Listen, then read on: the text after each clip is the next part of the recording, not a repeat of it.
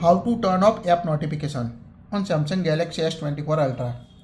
By default, whenever you receive notification, you can see notification on the status bar on your device, like this phone call notification, any notification you subscribe, you can see Google notification.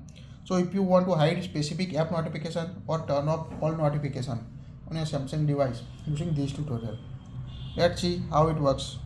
Open the app drawer on your device, tap the settings app. Now scroll down up to notification, tap the notifications. At the top you can find the app notification. Choose which apps are allowed to send you notification. So tap the app notification.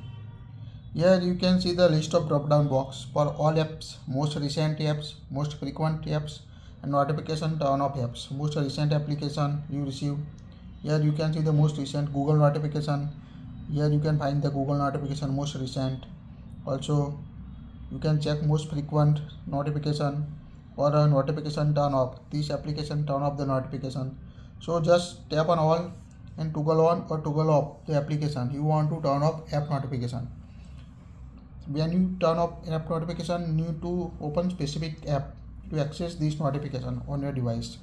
You can also sort the notification by priority or time on your Samsung device. So quite easy to show or hide app notification on your device.